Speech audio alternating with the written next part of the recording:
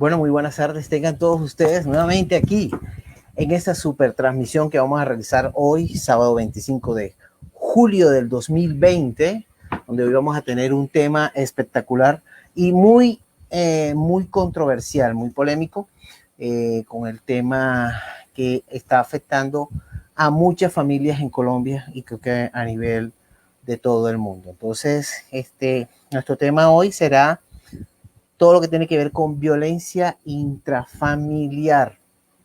Es verdad que es una realidad colombiana. Entonces, hoy vamos a tener dos grandes invitados. Vamos a tenerlos aquí en nuestra sala que ya están en espera. La doctora Sandra Viviana Díaz. Aparte va a estar también el doctor Héctor Jair Nagles. Son dos grandes invitados que durante muchos años han estado estudiando y se han capacitado en todo este tema que tiene que ver y que vamos a abordar en el día de hoy.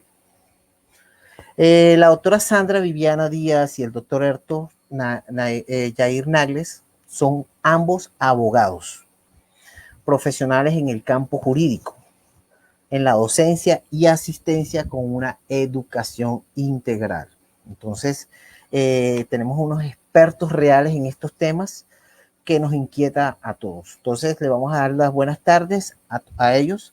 Gracias realmente por estar con nosotros y aceptar esta invitación que de antemano sabemos que siempre a todos nuestros invitados, pues son personas que están completamente ocupadas en sus oficios, pero que le están dedicando un tiempo de calidad a todos los que nos están observando en este momento y que se están conectando. Para nosotros es muy importante despejar dudas, conocer más a fondo sobre este tema que cada día cobra más víctimas. Entonces, le estamos dando esa bienvenida. Vamos a hablar un poquito de ellos, porque ellos pues ya están en línea. Ya está la doctora Sandra Viviana. Vamos a esperar también al doctor Héctor. La doctora Sandra es abogada, tiene un magíster en Derecho Penal y además tiene un doctorado en Derechos Humanos y Libertades Fundamentales. Entonces, tiene un amplio conocimiento en el derecho penal, violencia de género, violencia intrafamiliar y feminicidio. Es filósofa de derecho. Mejor dicho, tiene una amplia experiencia, pero vamos a esperar a nuestra amiga, a la doctora Sandra, para ver qué nos tiene ella que decir con respecto a todo este espectacular tema en el día de hoy. Entonces, vamos a ver, que vamos a conectarnos ya con nuestra invitada, la doctora Sandra Viviana, y nuestro amigo, el doctor Héctor, que también es abogado, tiene un magíster en educación y es investigador de la Policía Nacional. Entonces, es un docente también de la escuela y tiene una experiencia reconocida en derecho disciplinario y contratación estatal, licitaciones y asesorías jurídicas en derechos administrativos. Tiene también una amplia experiencia en todo este tema que hoy nos está abordando. Entonces, vamos a invitarlos ya y mirar cómo están ellos. Entonces vamos a darle la bienvenida a nuestros invitados en el día de hoy. Quisiera saber si las personas están conectándose, si están ahí en línea para así poder iniciar con esta espectacular charla.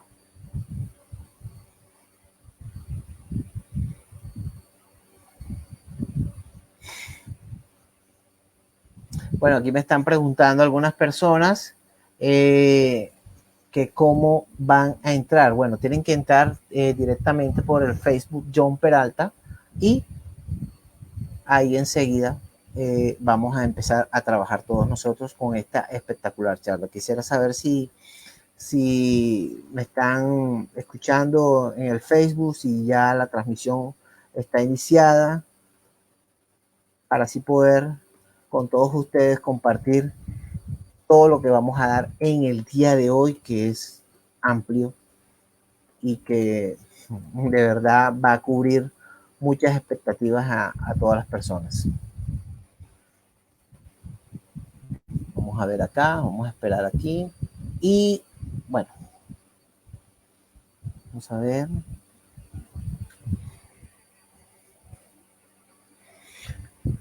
Bueno, si aquí me están preguntando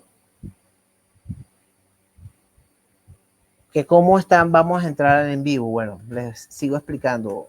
Es fácil, es mediante el Facebook, aquí en mi Facebook, John Peralta, ahí se pueden ingresar. Ya les voy a pasar el vínculo a algunas personas para que ustedes puedan ingresar normalmente. Bueno, vamos a invitar a nuestra doctora,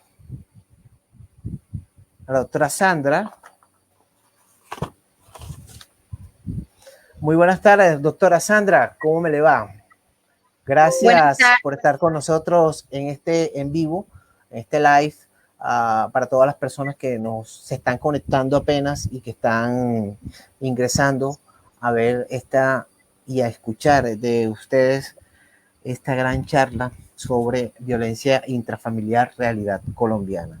Entonces, doctora, nos gustaría que usted misma nos contara quién es usted y cómo está en este mundo y cómo ha entrado en todo este tipo de conceptos, lo que le apasiona. Buenas tardes, estimado John Peralta y auditorio selecto que hoy nos acompaña. Para mí es un placer compartir con ustedes en este espacio de disertación en el cual vamos a debatir un tema bien coyuntural y controversial como es la violencia intrafamiliar, tanto para la mujer como para el hombre. Y en los distintos escenarios en los cuales ustedes se desarrollan o se desenvuelven como profesionales o como estudiantes o en cualquiera de sus hábitos o actuaciones diarias. Mi nombre es Sandra Viviana Díaz Rincón, como lo dijo John Peralta. Soy filósofa, soy abogada, magíster en Derecho Penal y doctoranda en Derechos Humanos y Libertades Fundamentales. Mi tema de pasión o a lo que realmente me he dedicado durante algunos años ha sido precisamente la violencia intrafamiliar, la violencia de género, el feminicidio y el estudio de la sociología criminal. Desde luego el derecho penal, porque está inmerso en cada contexto y por lo tanto es de extrema relevancia y pertinencia debatir hoy. ¿Sí, John? Sí, claro que sí, claro que sí. Estaba aquí coordinando una cosita, pero bueno, la doctora Sandra, como nos estaba diciendo, tiene amplia experiencia en todo el manejo de violencia intrafamiliar por todos los casos que, bueno, a nivel vivencial ella está manejando y aparte por la realidad que en Colombia se está dando. También vamos a invitar al doctor Héctor Jair Nagles, que lo vamos a invitar a este punto para que nos diga y nos hable acerca de él también. Bienvenido. O sea, bienvenido, doctor Héctor, ¿cómo me le va? Sí, buenas tardes, doctor Peralta, ¿cómo está? ¿Cómo ha pasado? Excelentemente, muy bien. ¿Cómo me escucha? Excelente, todo ya lo estamos escuchando, lo estamos viendo y bueno, ahí se está conectando la gente, a todas las personas que se están conectando en Facebook, compartir este vínculo con las demás personas para que así se vayan conectando todos y empecemos a apreciar todos los conceptos que nos tienen estas dos grandes personalidades, dos personajes que nos tienen hoy un tema, pero álgido. Entonces, bienvenido, doctor Héctor. Nos gustaría saber un poco de usted. Bueno, doctor Peralta, ¿qué le cuento? Yo soy intendente de la Policía Nacional. Tengo aproximadamente ya casi, gracias a Dios, 17 años en la institución. Con relación a lo que tiene que ver a la academia o al tema de violencia intrafamiliar. Porque me estresa muchísimo. Mi afinidad se da por unos estudios, unos proyectos de investigación que hemos realizado en la Escuela de Policía Antonio Nariño, y es por ende de que el tema nos ha apasionado y queremos seguir esta línea, ¿sí?, de investigación social, y es por ello de conocer todo este contexto, todo este andamiaje de lo que tiene que ver el procedimiento en el momento dado que se nos da los casos de violencia intrafamiliar u otros como es entre violencia de género o violencia contra la mujer. Como es sabido, nuestro Código Nacional de Policía tiene unos medios los cuales son los que se aplican en el momento de la atención de estos casos. Entonces más adelante iremos ahondando con relación al tema, pero con relación a mi experiencia y mi contexto educativo, soy magíster en educación, abogado de la Universidad Simón Bolívar y investigador del grupo DINAE de la Escuela de Policía Antonio Nariño y la Dirección Nacional de Escuelas de la Policía Nacional.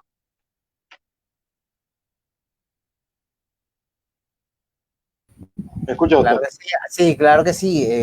Realmente una hoja de vida absolutamente de nuestros dos invitados, eh, bastante amplia realmente. Y bueno, nos gustaría ya empezar aquí con algo bien chévere, con toda la gente que nos está escuchando, ya por ahí están compartiendo. Bueno, vamos a esperar que se llegue más personas porque este en vivo va a estar de lujo con ustedes, manejando todos estos conceptos de violencia intrafamiliar, que es una realidad colombiana que golpea duro, y más en esta cuarentena, porque la gente vive estresada y no sabe cómo desahogar de pronto todo ese nivel de ansiedad que tiene por estar encerrado, por falta de dinero y por una cantidad de variables que están rodeando ahora mismo a toda la comunidad en Colombia, y yo creo que a nivel mundial.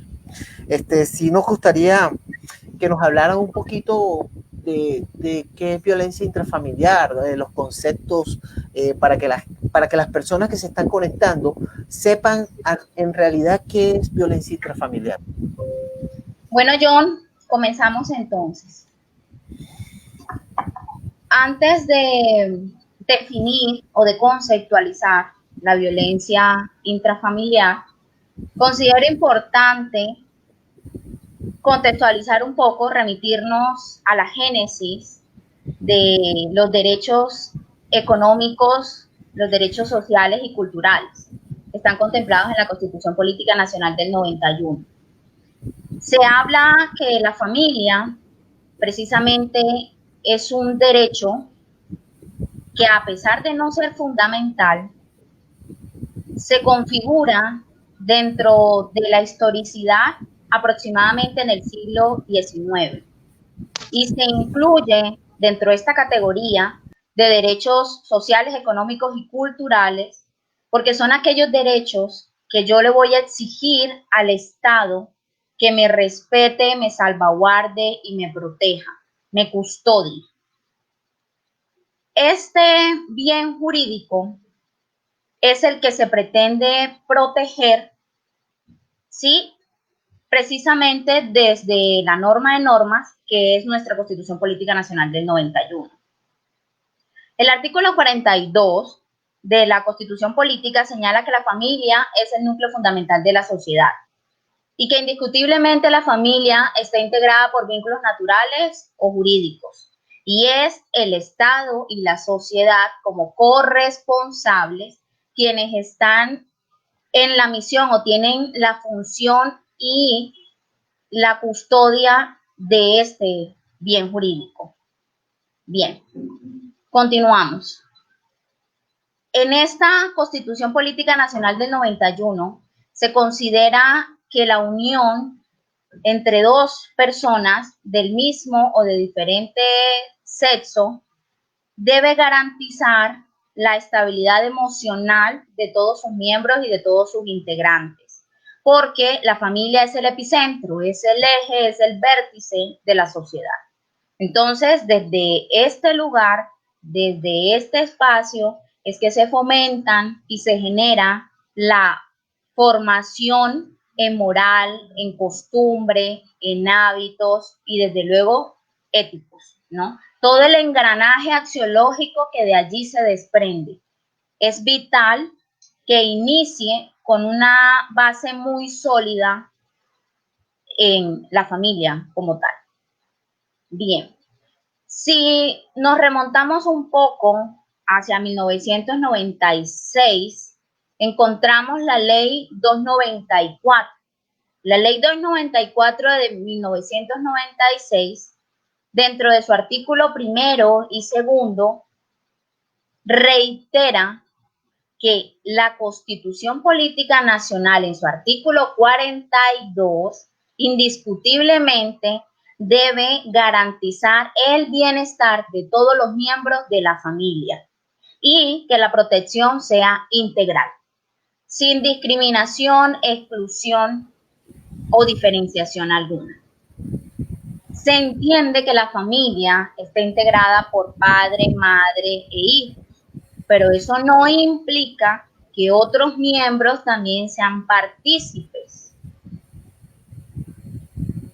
Más allá de ello, ¿sí?, nos ubicamos en el ordenamiento jurídico penal colombiano y encontramos el artículo 229. El artículo 229 nos tipifica la violencia intrafamiliar. Esta violencia intrafamiliar, que es la conducta punible por medio de la cual pretendemos sancionar a todo aquel individuo o conjunto de individuos o ciudadanos colombianos que afecte de forma directa o indirecta contra la familia, que ya he contextualizado un poco, núcleo fundamental de la sociedad. Y se encuentra, ¿sí?, en este artículo claramente descrito que quienes conforman el núcleo familiar son los cónyuges o compañeros permanentes, estén o no conviviendo, ¿sí?, en el mismo lugar, se hayan separado o divorciado. Bien, en este tipo penal que acabo de aludir, la violencia intrafamiliar, encontramos una sanción privativa de libertad para aquel que incurra en la comisión de esta conducta. Debe entenderse violencia intrafamiliar como el maltrato físico o psicológico que se ejerce contra cualquier miembro de ese núcleo familiar. Compréndase físico como todas las lesiones, daños que se causan externamente, corporalmente, anatómicamente a una persona. Si nos remitimos al aspecto psicológico, hacemos alusión a todas esas afectaciones de carácter invisible que van en detrimento, en deterioro, en desmejora de la sanidad mental de ese individuo. La pena privativa de libertad para esta persona que incurra en la comisión de este tipo penal es de 4 a 8 años, según la ley 599/2000, que es nuestro actual código colombiano vigente. Es importante que se tenga en cuenta lo siguiente: violencia intrafamiliar es diferente a violencia. El tipo penal violencia se encuentra tipificado en el mismo ordenamiento jurídico penal, pero en el artículo 212A. Y la violencia se define como el uso de la fuerza, la amenaza del uso de la fuerza, la coacción física o psicológica que se le genera a otra persona que se presupone está supeditada a esta otra. Es decir, el ejercicio del poder se vuelve tan recalcitrante que esta otra persona se siente en condición de debilidad manifiesta. Claro. Entonces, sí, ay, perdón. Doctora, sí, señor, dígame.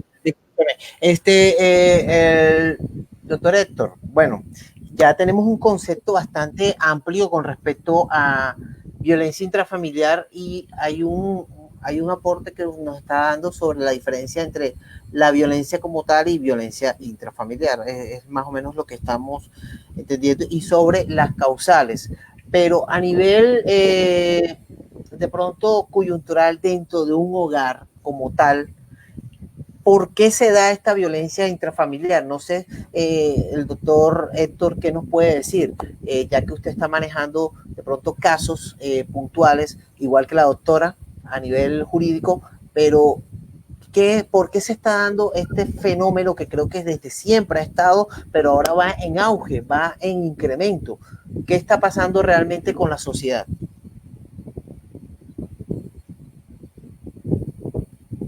Doctor Peralta, bueno, desde el punto de vista, no podría yo hablar sobre aspectos subjetivos o únicamente aquellos que se han publicado en medios importantes, en el cual se puede respaldar por una noticia, pero en el campo que nosotros hemos venido trabajando, en nuestra investigación que se llevó en el año 2019, el año pasado, nos dimos cuenta, a grosso modo voy a contarle, de que en dos barrios de aquí del suroccidente de Barranquilla, el barrio Ferrocarril y el barrio de la 20 de julio, Metropolitana 20, sí, nos dimos cuenta de que uno de los aspectos que influyen o factores que influyen en esta clase de violencia es el dominio que tiene el hombre, ¿sí? Digamos, entre comillas, el cabeza de hogar sobre la mujer. Entiéndase este dominio en los aspectos económicos, es decir, en esta sociedad patriarcal que tenemos, el hombre que lleva el alimento y la comida a la casa, la mujer que todo el día está en el hogar trabajando y recibe el insumo, por decirlo así, su comida, el sustento diario de este hombre, el cual él se cree con dominio sobre ella, y más aún cuando hay hijos, sobre toda su familia. Entonces, son varios aspectos o factores que influyen. La falta de accionar por parte de esta mujer, en el aspecto de que, aunque existen medios de denuncia o entidades competentes para recepcionar denuncia y poder, en un caso de violencia, poder reactivar un protocolo de atención, no se da por miedo a denunciar. Partiendo de que también la mujer, hay unos mitos donde ella dice, pero si lo denuncio, después ¿quién le va a traer comida a mis hijos? Si lo denuncio, ¿quién me va, aunque se escuche realmente no muy bien, quién me va a mantener o quién me va a traer si yo realmente lo único que tengo es un bachillerato, en los casos cuando, en algunos casos en especiales, o dónde voy a conseguir empleo para mantener a mis hijos? Porque sabemos que el amor de madre, cuando existen, cuando tienen ya sus hijos, piensa no solamente en irse ya del hogar, sino también en su núcleo familiar, en sus hijos. Y es ese dominio que tiene el hombre, de que es el que trabaja, el que lleva, el que alimenta, el que decide sobre qué se hace y qué no se hace en el hogar.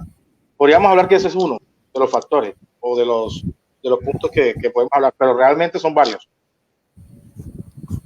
Claro, eso a lo que estamos de pronto haciendo como haciendo una compresión de todo lo que usted nos ha dicho, doctor Héctor, es que en realidad es el miedo. Entonces, es como el sinónimo del no querer trascender en una denuncia, no querer trascender en alzar la voz y decir alto. No quiero seguir siendo objeto de la violencia, cualquiera que sea. Es como el miedo a quedar en soledad y no poder valerse por sí misma, porque ya de pronto depende de recursos económicos, de pronto la sociedad también es un poco injusta porque siempre tiende a victimizar o a juzgar a la víctima de pronto de una mala manera.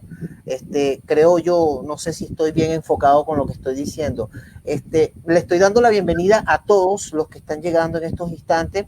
Aquí tenemos una pequeña pregunta, no sé si se puede responder ahora o si no la dejamos para el final. De igual forma, a estos dos grandes invitados que tenemos en el día de hoy y que están dando un aporte valioso, sacando un tiempo para todos nosotros, es Edna Obando nos dice, ¿cómo se puede determinar que hay violencia intrafamiliar y psicológica de un miembro a otro en la familia, más allá de las discusiones o diferentes normales propias de la convivencia? Me imagino que las discusiones normales o las diferencias normales que hay en una familia, ¿cuándo se puede determinar? Eso es una pregunta que lanzaron al aire, entonces no sé si se puede contestar ahora o más adelante. Bueno, considero importante que al finalizar nuestra intervención se reúnan todas y ya una vez tenido el compendio podamos darle a cada una la respuesta. Claro que sí. Doctora, ¿usted qué nos podría decir también aparte de lo que dijo el doctor Héctor acerca de por qué se está dando este fenómeno, este flagelo de violencia intrafamiliar? Al igual que mi colega, considero que hay un cúmulo de factores, tanto exógenos como endógenos, determinantes en la perpetración de estas conductas, en especial la violencia intrafamiliar. Si bien es cierto, existe un porcentaje X, ¿no? Porque sería especulación de mi parte atreverme a afirmar que es el 80, el 70%, pero sí concibo que el factor económico y el factor cultural juegan, diría yo, que un papel importantísimo en la comisión de esta conducta punible. Hay factores culturales como los estereotipos sociales, el patriarcalismo, las expectativas sociales, el imaginario colectivo que se tiene frente a cómo educar a un hombre y cómo educar a una mujer, ¿sí? Cómo debe ser el comportamiento hacia la niña y hacia el niño. Cuáles deberían ser sus manifestaciones externas para ser consideradas dignas o acorde con su género. Al igual que los factores económicos, como el acceso limitado, ¿cierto? La falta de un ingreso estable, asimismo aspectos de carácter educativo, ¿sí? Que pueden incidir de forma directa o indirecta en que la violencia intrafamiliar se perpetre con mayor ahínco. Si hablamos de factores políticos, también como lo mencionaba mi colega, el poder, el ejercer dominio sobre el otro, la subordinación y la supeditación que se tiene sobre el otro. Si hablamos de la incidencia de los medios masivos de comunicación, si por ejemplo analizamos qué se está haciendo a nivel de organizaciones estatales o a nivel de entidades e instituciones de carácter privado para prevenir la violencia intrafamiliar. Es necesario que todos seamos conscientes que si no hay hematoma, que si no hay agresión física, que si no hay afectación corporal, no significa que no haya violencia y sobre todo violencia intrafamiliar. Lo que hay que resaltar aquí es que la violencia intrafamiliar se llama así o se denomina de esta forma porque se da dentro de los miembros que comparten o que interactúan o que están dentro de esa familia, ¿sí? O aquellas personas que puedan ser recibidas, ser invitadas o que frecuenten ese lugar o ese núcleo fundamental de la sociedad. Entonces considero, al igual que mi colega, que hay factores culturales, económicos, legales, políticos. Por ejemplo, aludiendo un poco a la pregunta de una de nuestras partícipes, miembros de este auditorio, podría decirse que subestimar, desvalorizar a la mujer, ¿sí? Reducirla a un estado de inferioridad es una forma de lesión psicológica. El juzgar sus intervenciones, el menospreciar su aporte a la familia, o la anulación de todo tipo de decisiones o de toma de decisiones también es una forma de ejercer violencia psicológica. ¿Por qué? Porque es que esa violencia psicológica mina poco a poco, no es de un instante para otro, es algo constante, paulatino, pero muy honesto, porque también va de la mano con la violencia simbólica, que son todos los gestos, expresiones físicas que esa otra persona puede recibir dentro de la familia. O sea, como una mala cara. Así. Gestos que vayan a desconocer su posibilidad de igualdad en decisión, en participación y en acción.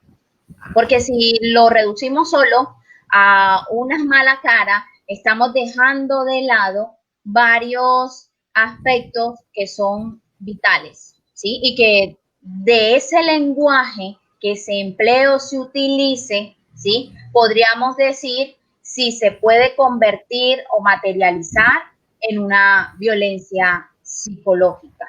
Por ejemplo, hay expresiones usuales que se pueden dar, se pueden desarrollar dentro del núcleo fundamental, es la familia, que se pueden normalizar y se pueden legitimar, pero en realidad constituyen una acérrima vulneración de derechos y de igualdad que debe existir o primar entre el hombre y la mujer, indistintamente si él o ella generan el mayor, el único o el principal ingreso a la familia. Perfecto. Doctora, dentro de la selección de preguntas que se tuvieron en cuenta de las personas, hay algo que por aquí me están enviando por WhatsApp, es ¿qué se debe hacer en caso de violencia intrafamiliar? Uno, como la persona que lo está viviendo. Dos, como testigo de esa violencia intrafamiliar. Me gustaría tener las opiniones de ambos, que ya ustedes manejan estos conceptos y estas situaciones más puntualmente. ¿Qué se debe hacer para darles una guía a las personas que hoy en día posiblemente de pronto estén viviendo o estén siendo testigos de esta situación? Bueno, yo sugeriría lo siguiente. Es importante romper el silencio. Es importante no normalizar lo que no es normal. No invisibilizar lo que debe hacerse visible. Y desde luego denunciar. Denunciar a tiempo para evitar y prevenir que esas acciones puedan desencadenar en un feminicidio o en la perpetración o comisión de otras conductas punibles. ¿Con esto qué quiero decir? Gracias a la ley 1257 de 2008, la mujer tiene otro instrumento legal, otro instrumento jurídico para salvaguardar sus derechos fundamentales, tanto en el ámbito público como en el ámbito privado. Gracias a esta ley, no solamente se contempla la violencia o los tipos de violencia que ya he expresado o manifestado previamente, sino también la violencia patrimonial, esa que se desconocía o que se concebía como inexistente, ¿sí? Al igual que los actos de coerción, de coacción, de privación arbitraria de los derechos de la mujer, entre ellos la libertad de expresión, ¿no? Que es fundamental. Derecho a decir no, no brindo mi consentimiento, no otorgo mi voluntad, no estoy de acuerdo, tengo derecho a decir no, independientemente si el que genera el ingreso a la casa es su esposo, compañero permanente, cónyuge o cualquier otro miembro.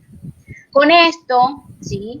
me remito también a unos instrumentos internacionales como la Conferencia de Viena, de Cairo y de Beijing, donde se ratifica que la violencia económica es cualquier acción u omisión que está orientada al abuso económico, al control abusivo de las finanzas, a prometer recompensas, a castigar monetariamente a esa mujer, porque cede o no a mis pretensiones. Entonces hay razones y hay condiciones sociales y económicas, desde luego, y políticas, que están entrelazadas dentro de una relación de pareja y dentro de una relación familiar, desde luego también laboral, ¿no? Y en otros ámbitos. Otro aspecto más, es necesario establecer una diferenciación entre el daño psicológico, el daño sufrimiento físico, el daño sufrimiento sexual y, como ya lo exterioricé hace rato, el daño patrimonial, ¿sí? Porque se puede desencadenar las cuatro o una de las cuatro.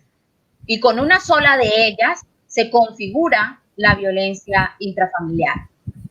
Bien, dándole un poco más de profundidad a la pregunta de nuestra escucha, yo me atrevería a decir que el camino más efectivo, más eficaz y con mayor celeridad es denunciar ante las autoridades estatales esta victimización para evitar una revictimización o para evitar seguir en esa posición de sujeto pasivo. Es cierto que nuestro derecho penal, ¿sí?, ha generado instrumentos de control social y de hecho se configura como el control social que permite de una u otra forma garantizar que la impunidad no prime, ¿sí? Pero tampoco me puedo atrever a afirmar que es necesario el derecho penal para que este tipo de acciones se sigan produciendo. ¿A qué me refiero? Que es que el derecho penal es la última ratio, no es la primera herramienta que yo debo emplear para cesar la violencia intrafamiliar. Es cuando ya no existe otra posibilidad, no existe otra estrategia para detener esta violencia que se ejerce contra mí. Si usted no puede desplazarse, como ahora, pues ustedes saben, estamos en medio de un confinamiento obligatorio que se desencadena a raíz del COVID-19, usted puede presentar su denuncia a través de la página web de la Fiscalía y desde luego de la policía. Yo tengo unos pantallazos y una serie de estadísticas que le voy a compartir para que usted misma y usted mismo, porque el hombre también puede ser víctima de violencia intrafamiliar.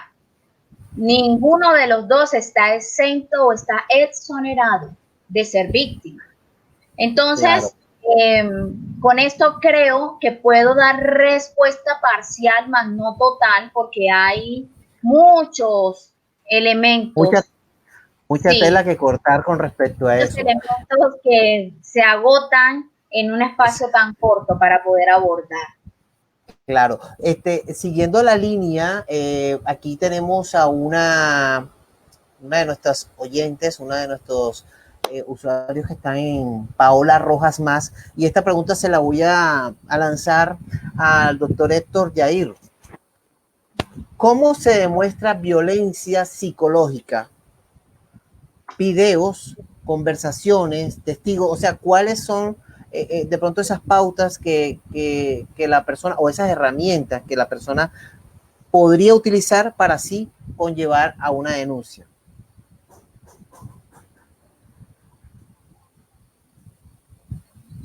Bueno, doctor Peralta, con relación, si estamos hablando del contexto de violencia psicológica, nosotros podríamos, bueno, primeramente tendríamos que hablar de un tema a fondo, que es el elemento material probatorio que se da o que se obtiene por parte de la autoridad competente para poder definir si existe una violencia psicológica o que es muy probablemente va a ser acompañada de una violencia física, ¿sí? Muy probablemente. Pero para estos casos, cuando se da esta clase de violencia, en el caso de cuando se denuncia, ya sea la mujer, no se requiere como tal un testigo o situaciones que den como acervo probatorio que se esté dando. Es decir, no esperar el daño de la integridad física de una persona para decir de que existe o no violencia. Es decir, no tengo que esperar que esté lastimado o que esté bajo un contexto de trauma psicológico similar para decir de que estoy viviendo esta clase de violencia. El hecho no es si se está dando el daño, ¿sí?, psicológico o no. El hecho es qué siente la persona o qué quiere o no quiere. Para resumidas cuentas, es decir, para una persona puede ser violencia psicológica ciertas acciones que para otra de pronto tal vez por la cultura no lo son y puede convivir con ello, ¿sí?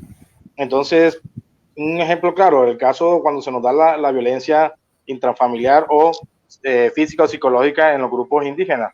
Hay situaciones o comportamientos culturales que para esta clase de etnia que tienen un derecho propio no significaría una clase de violencia psicológica, pero para una mujer que tenga de pronto otro contexto social, ¿sí?, sin discriminar lo que estoy diciendo con relación a las comunidades que tienen su derecho propio, puede ser violencia psicológica.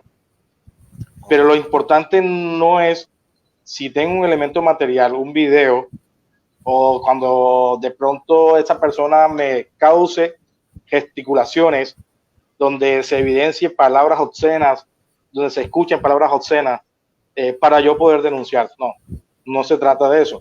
Se trata de que si la persona considera o está sintiendo que es víctima de violencia, debe denunciar y que posteriormente son las autoridades competentes, en este caso, las que realmente pueden definir los factores o acervos probatorios que si se puede dar una violencia o no. Ahora bien, como decía la doctora, se tiene que cumplir ciertos requisitos para considerar realmente si existe o no una violencia psicológica o en el caso de la violencia física.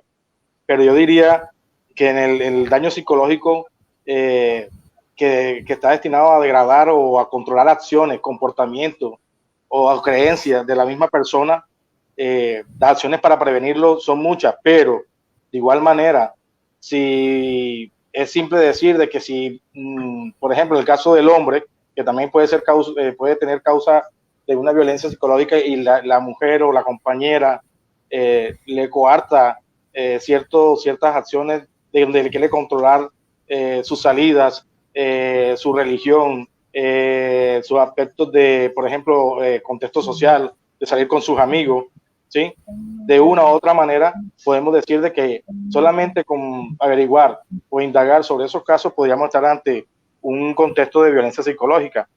Pero la causa al bien jurídico, en este caso de violencia intrafamiliar, que es la familia, ya son las autoridades competentes las que pueden decir o considerar si se ha afectado o no de manera total este contexto.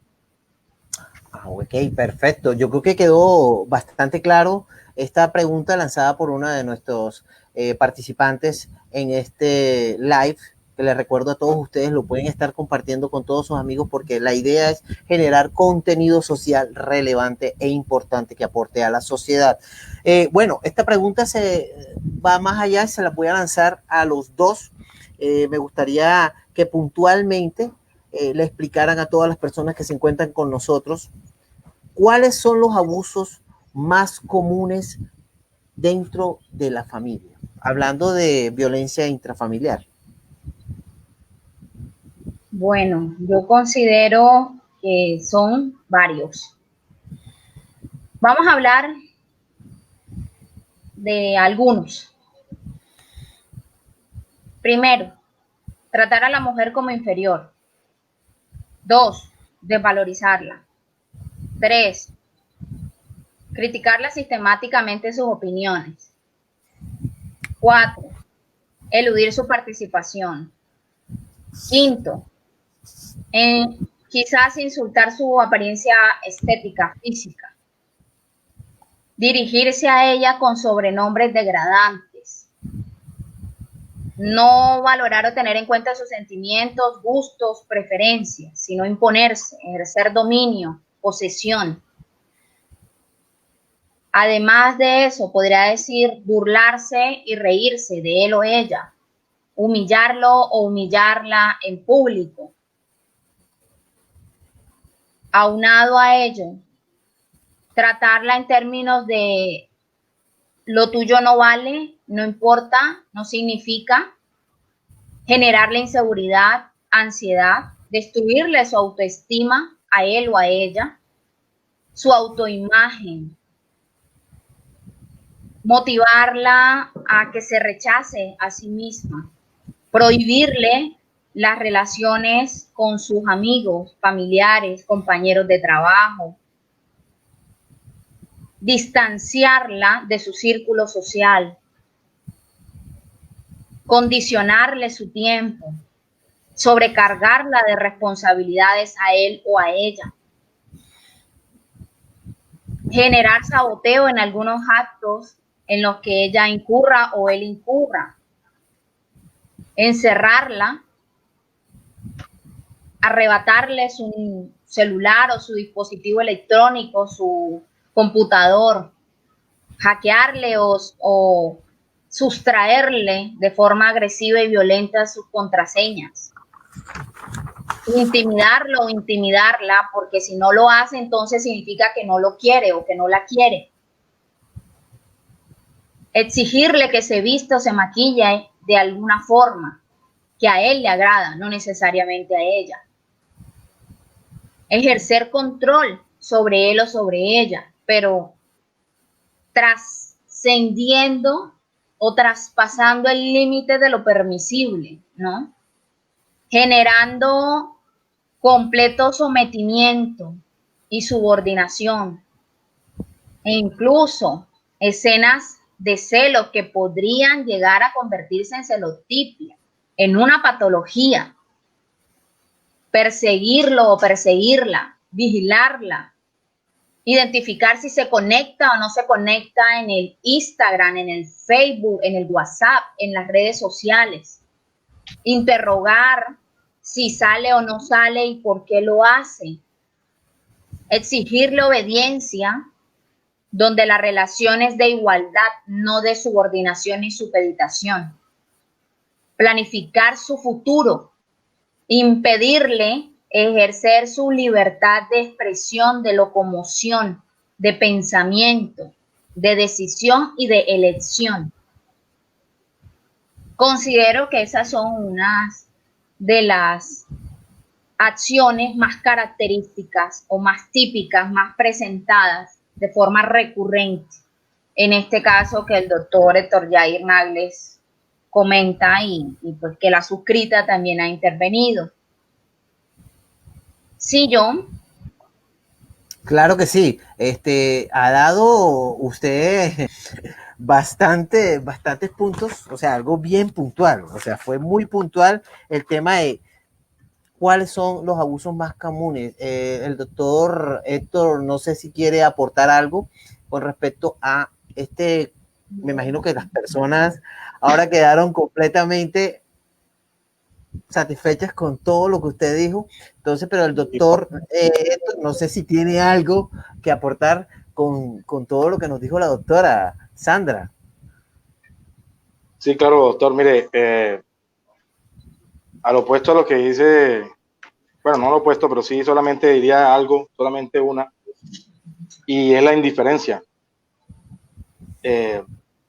La indiferencia del hombre hacia la mujer o la indiferencia de la mujer hacia el hombre, a tal punto de afectar emocionalmente a esa persona, ignorarla por completo, el decir o no importarle qué hace o no hace. Esta indiferencia mata. Entonces, no solamente el actuar activo del hombre hacia la mujer, o el actuar activo de la mujer hacia el hombre, sino también ignorar ciertas cosas que para la pareja o la familia o el núcleo familiar es de gran importancia. En este caso, cuando tenemos menores de edad o hijos menores de edad, donde se ignora el contexto de esa dimensión humana que es la familia, ese contexto familiar. Y esa indiferencia puede llegar a afectar a nuestros hijos a tal punto de que en su edad adulta tengan un similar o peor comportamiento. Esa indiferencia que puede llegar a matar un hogar, sea por parte del hombre o por parte de la mujer.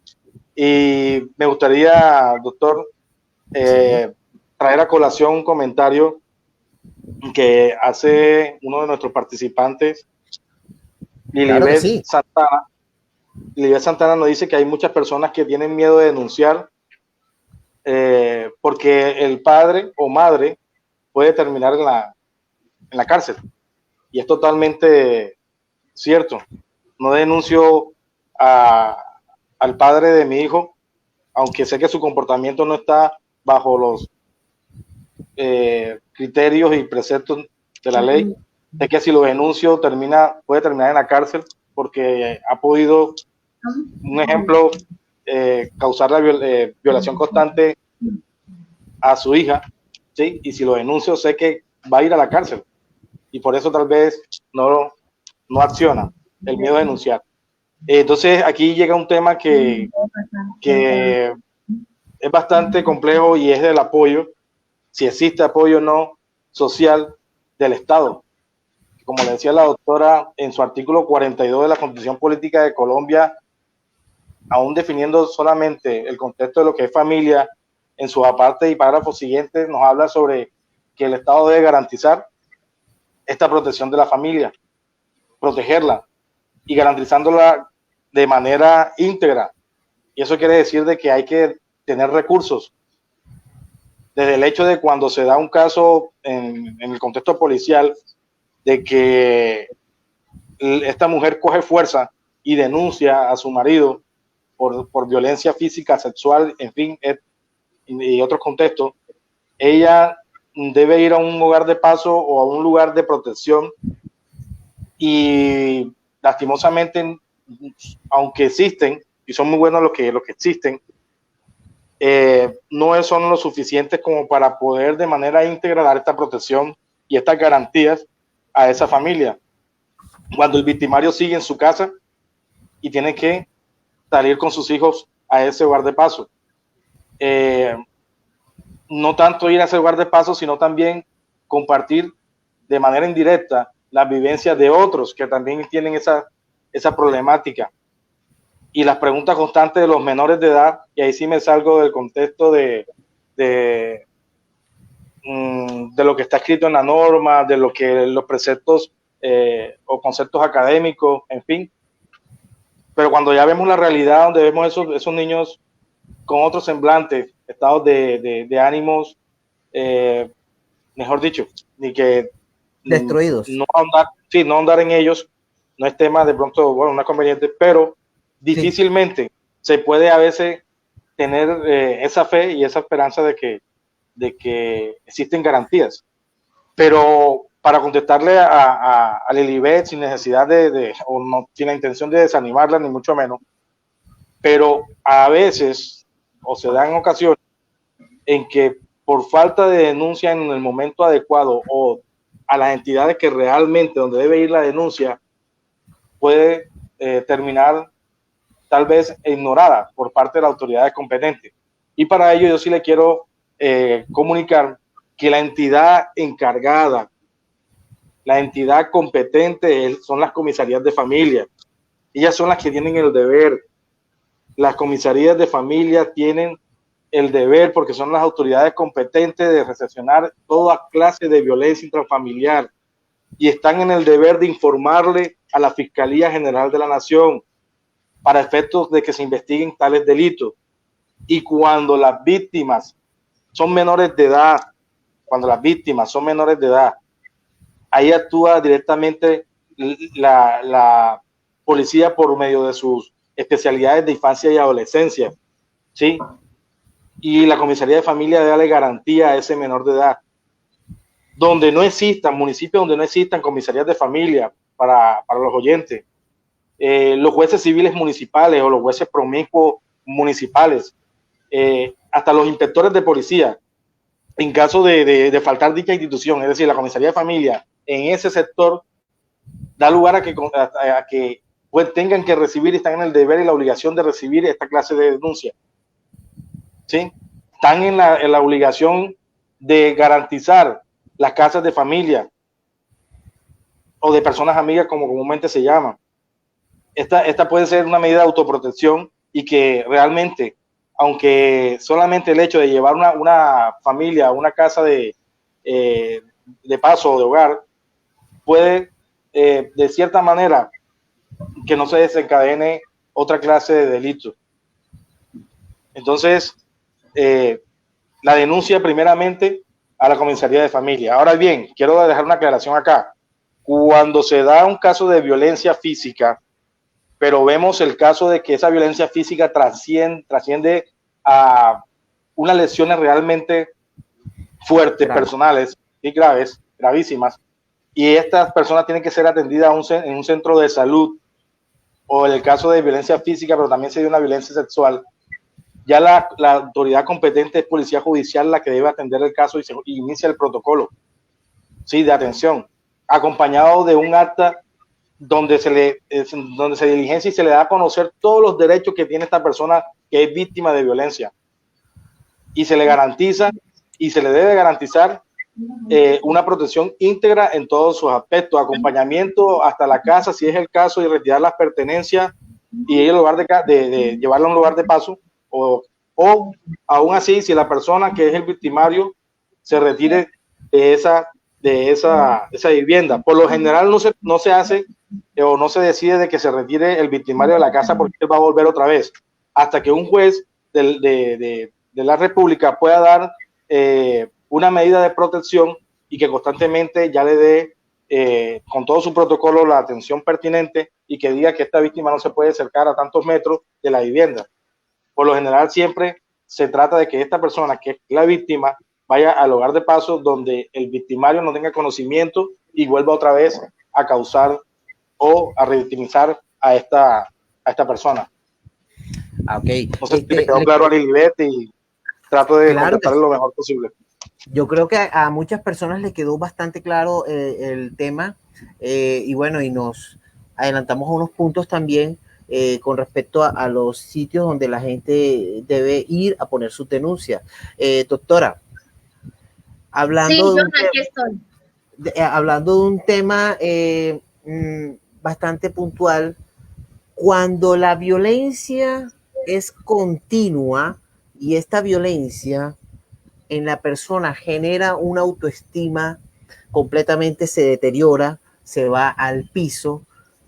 ¿Cómo define la persona que es violencia intrafamiliar si para esa persona ya es algo normal que pase? O sea, se vuelve una costumbre, y de hecho, por creer que es una costumbre, que eso pase y que es algo normal, no denuncia. Entonces, ¿en qué momento las personas deben saber cuándo se da la violencia intrafamiliar? O sea, tener ese concepto claro, porque es que vivimos de pronto en un país bastante patriarcal, entonces se espera siempre que el hombre, y es un comentario bastante atrevido, que el hombre esté por encima de la mujer en muchos aspectos y tenga poder sobre ella. Ahora se ve el caso contrario también cuando la mujer está por encima del hombre, pero cuando esto se vuelve una costumbre y se crea una normalidad dentro del hogar, ¿cómo se define? O sea, ¿cómo se da? O sea, ¿sí me hago entender? Perfectamente, ¿Cómo la persona entiende y sabe o determina o detecta que se está generando violencia intrafamiliar? Bueno, yo considero que lo primero que hay que hacer aquí es solicitar apoyo, ayuda, intervención, asesoría, acompañamiento de un profesional o de un funcionario idóneo para que pueda orientarla, conducirla, ¿sí?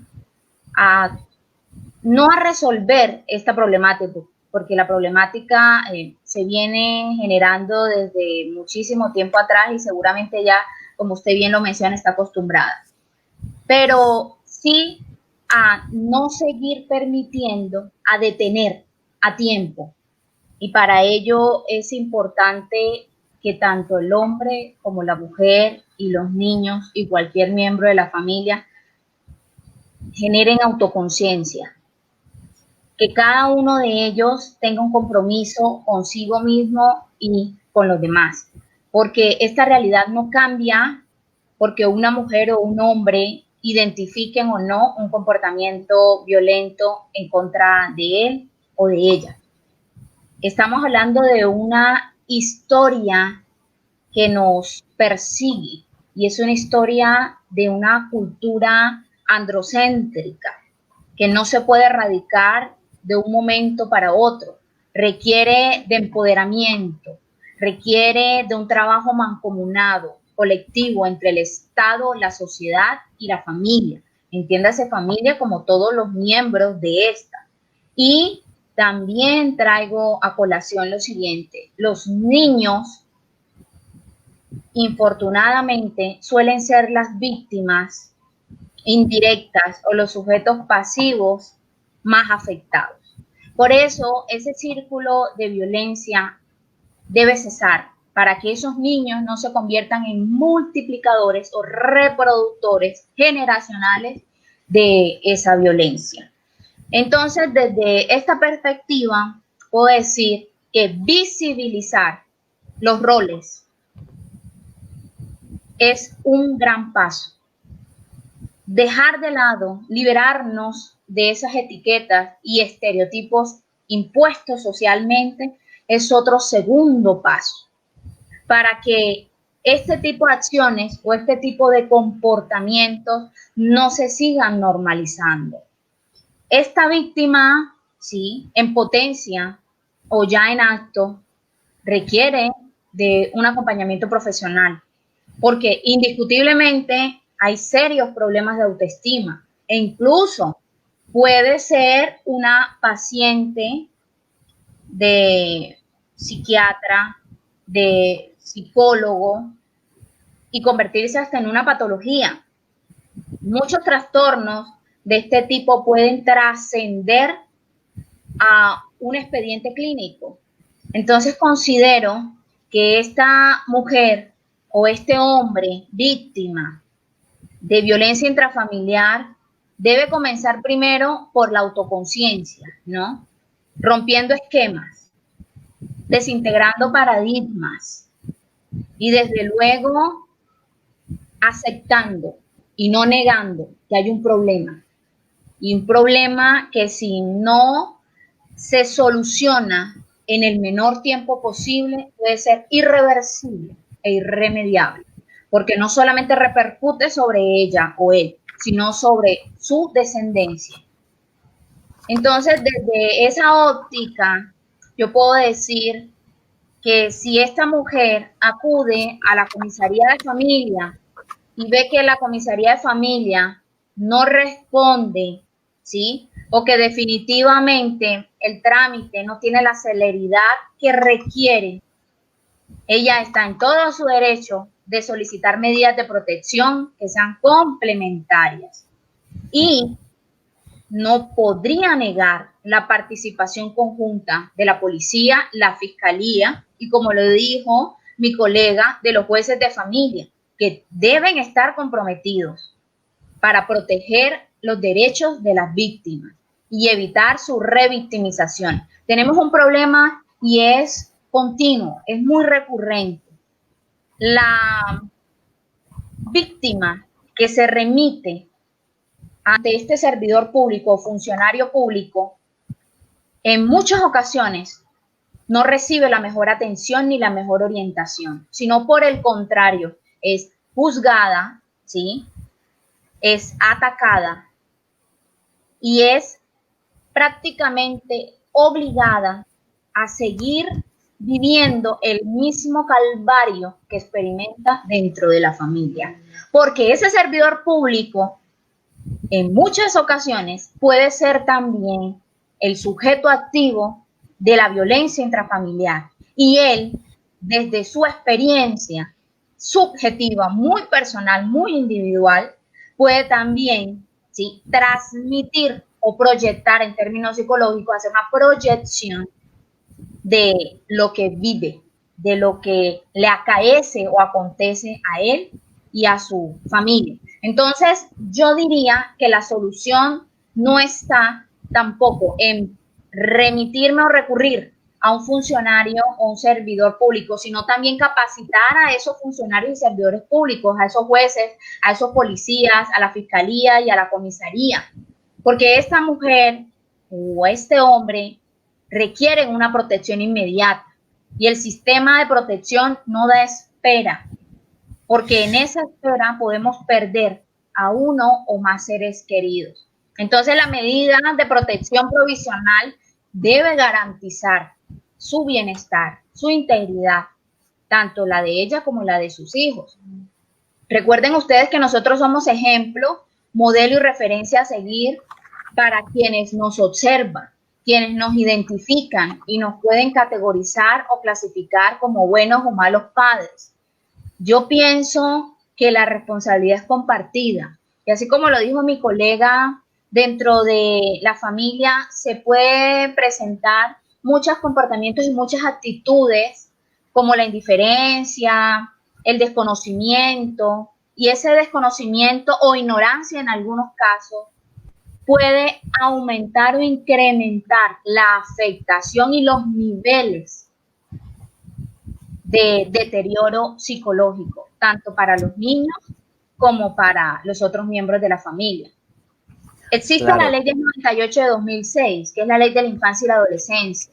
En esta ley, sí, se pretende exaltar que los niños, como lo dice la Constitución en el artículo 44, hacen parte vital y fundamental de la familia. Y ellos serían la generación del futuro.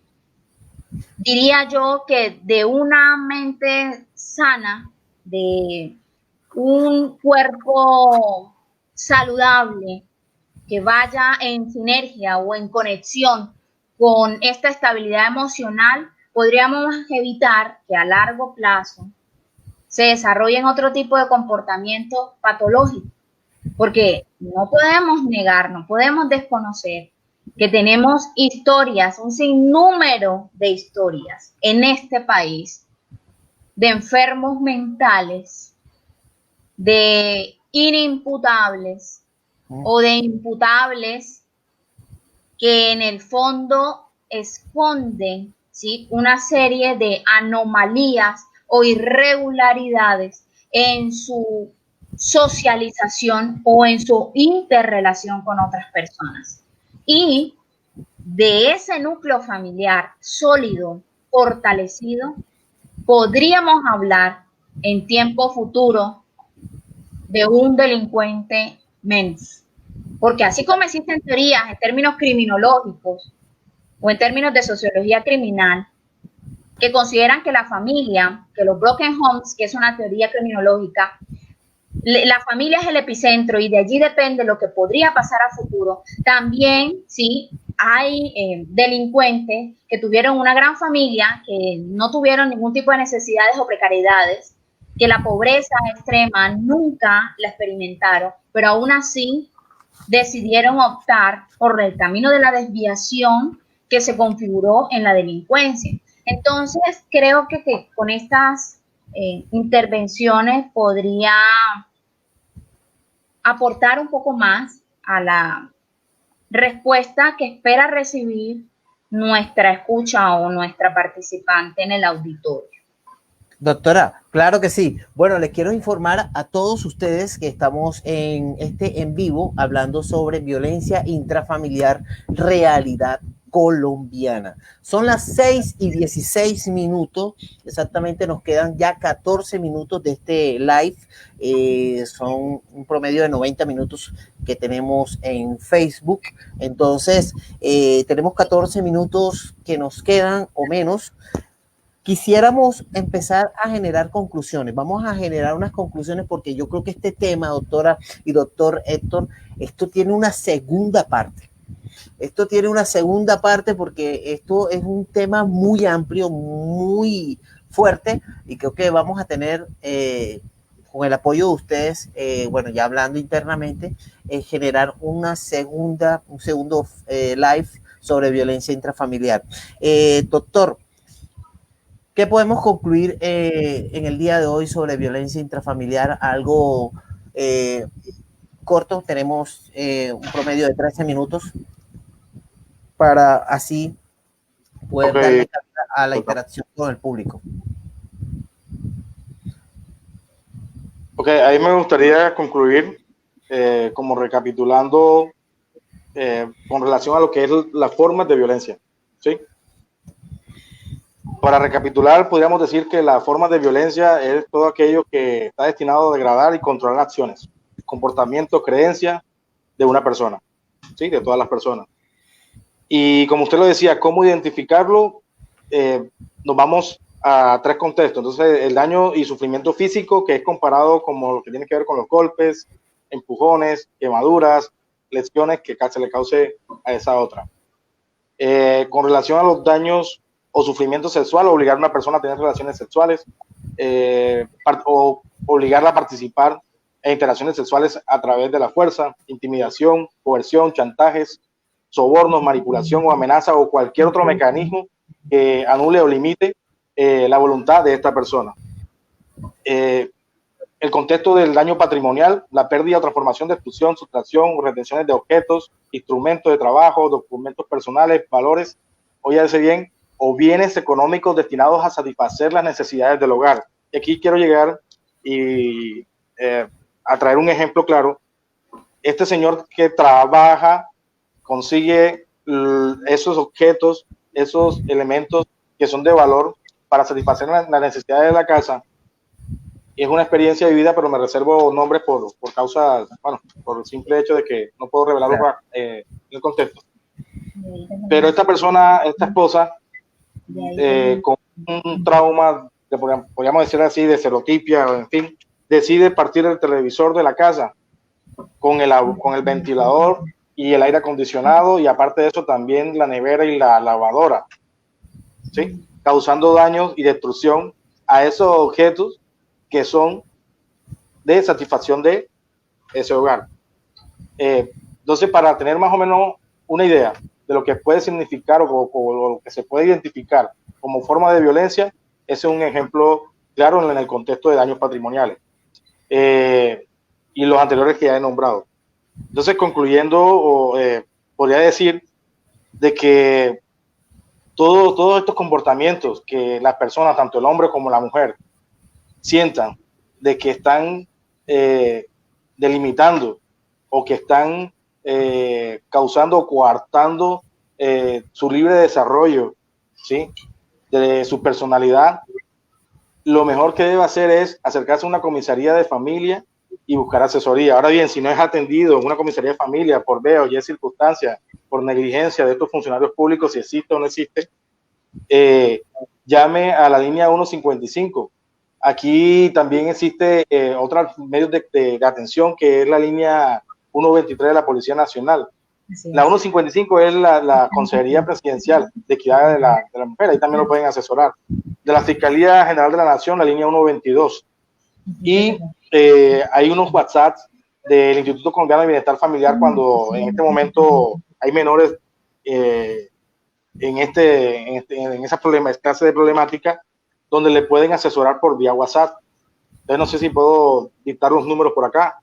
Claro que sí, doctor. Claro que sí. 320-239-1685, 320-865-5450, 320-239-1320. Son tres números de WhatsApp. Y ahorita hice el ejercicio, iba a subir el pantallazo, pero bueno, donde me respondiera y están en línea. Entonces, hay muchos mecanismos que nos facilitan denunciar, visibilizar esa clase de violencia que se vive, y realmente es necesario no negarnos a la denuncia porque vayan a ser señaladas o señalados por cierta clase de violencia. Conozco casos de amigos, estos por el hecho de ser hombre y esta cultura, como usted lo decía al comienzo, esta cultura patriarcal que nos acecha y que nos acompaña, no denuncia a su mujer porque le da pena, porque dice que cómo así que él está siendo causa de violencia intrafamiliar, que van a pensar de que él no es un varón, que él no pone en cintura a su mujer. Estoy hablando en términos coloquiales, o sea, términos toscos, porque así es como se viven, ¿sí? Entonces no denuncia porque es que me voy a denunciar a mi mujer, que mi mujer me partió el televisor y dijo que estaba celosa porque yo recibí un mensaje de WhatsApp, ¿sí? Y entonces, y también me partió los elementos del trabajo, lo que traía, mi PC, en fin. Entonces no denuncia porque le da vergüenza o pena ante la sociedad, porque dicen cómo el hombre va a denunciar violencia intrafamiliar en una comisaría de familia, partiendo porque dice, y hay un mito, de que no le van a creer cuando llegue a denunciar. Claro. O ciertos casos la mujer por el temor del abandono, de la no posición económica, donde va a conseguir recursos para sus hijos, o como lo decía muy bien Lilibet, de que si lo meten a la cárcel, entonces ¿quién va a mantener este hogar? Claro, doctor. Bueno, ya nos quedan exactamente 7 minutos. 7 minutos de transmisión. Bueno, estoy viendo muchos mensajes y felicitando a los dos expositores, y son dos grandes expositores que tenemos aquí en línea, que están aportando de manera altruista todo este tema de violencia intrafamiliar, porque lo manejan diariamente y tienen amplia experiencia. Este tema, ya la gente me está pidiendo una segunda parte. Aquí Edna, Paola, Joana, Alejandra Flores, Lilibet, todos están comentando y en conclusión están pidiendo una segunda parte de violencia intrafamiliar que realmente llegó y tocó. Yo creo que podemos hacerla, habría que programarla. Entonces, pues todo el mundo nos está, Aladis, excelente información, excelente, muy buen tema, Eric, Fabián, todos están contentos con la información. Creo que nos quedamos cortos, en verdad que sí, con la información que el doctor Héctor y la doctora Sandra nos trajeron hoy en el día. Son las 6:24 de la tarde, ya casi que en 6 minutos Facebook nos estará cerrando la transmisión. Entonces, al doctor Héctor, a la doctora Sandra, les quiero agradecer enormemente. Yo sé que ustedes se quedaron con más ganas de seguir dando información. Creo que es puntual que generemos una segunda charla con respecto a esto. A ustedes muchísimas gracias por estar con nosotros y haber aportado la información y todos sus conocimientos a las personas que realmente lo necesitan y para que todo el mundo aprenda sobre este tema. Sí, John, yo quisiera finalizar con estos apuntes para complementar lo que mi colega, el doctor Héctor Yair, acabó de mencionar. Es importante la prevención. Hay que sensibilizar, hay que evitar sancionar. Y si se sanciona, la sanción debe ser ejemplarizante. Todos y todas. Es un lenguaje incluyente. Merecemos una vida digna. Tenemos derecho a recibir atención integral. Somos sujetas y sujetos de derecho. Pero también quiero afirmar que la familia es una pluralidad de complejas estructuras sociales. Y el lenguaje sexista es una forma de disminuir o erradicar la violencia intrafamiliar. No debemos ser discriminadas, ni ustedes tampoco como hombres. Las políticas sociales deben replantearse y reorientarse. tenemos derecho a visibilizar lo invisible o lo invisibilizado. Y finalmente, pues los invitamos a todos nuestros escuchas, a nuestro auditorio selecto que nos acompañó hoy, para que nos sigan también en nuestras redes sociales, así como la de John Peralta. También nos pueden seguir en Facebook a Ius Logos Dere Advocatus SAS, en la página web a iuslogosdr.com y nuestro correo iuslogosdr@gmail.com. Estamos prestos y dispuestos siempre a brindarles la mejor información, contundente, con celeridad, y asesorarlos jurídicamente en todos los trámites que requieran. Fue un placer estar aquí con ustedes. Muchísimas gracias. Que pasen un feliz fin de semana. Claro que sí, doctora, muchísimas gracias. Yo, todas las redes sociales, tanto la de usted como la del doctor Héctor, las voy a estar pasando ahora por los diferentes canales para que todos ustedes, los que participaron hoy en nuestro en vivo, pues estén al tanto y puedan consultar con estas dos grandes personas que tienen amplios conocimientos de academia y sobre todo el testimonio y lo que están manejando diariamente. Entonces, a todos nuestros amigos les queremos decir, a la doctora Sandra, muchísimas gracias por estar con nosotros y por haber dado todo su tiempo. Entonces, al doctor Héctor Jair Nagles también quiero decirle muchísimas gracias y esperamos poder contar nuevamente con ustedes en una segunda charla que nos están pidiendo ya a voz, mejor dicho. Aquí nos lo están diciendo, el Facebook está sonando porque quiere la gente más y mucho más. Entonces, bueno, ahora por favor lo voy a desconectar un momento, pero no se me vayan de línea. Voy a terminar la transmisión y enseguida vuelvo con ustedes, ¿vale? Entonces, quiero decirle a todos nuestros amigos, a todos ustedes que, hey, hoy estamos realizando esta charla. Espero que les haya gustado. Ya saben, mi nombre, John Peralta, y tenemos que generar contenido social importante en las redes sociales. ¿Por qué? Porque nosotros tenemos un compromiso social con todos ustedes. Nos interesa que todos aprendan, conozcan y tengan la mayor asesoría de todas las personas que hoy y que siempre vamos a estar trayendo. Vamos a traer personas que aporten cosas reales y buenas y relevantes para la sociedad. Mi nombre es John Peralta, de John Peralta Eventos. Entonces ya sabes, comparte, invite y síguenos en nuestras redes sociales. Para nosotros fue un placer y que tengan una excelente noche.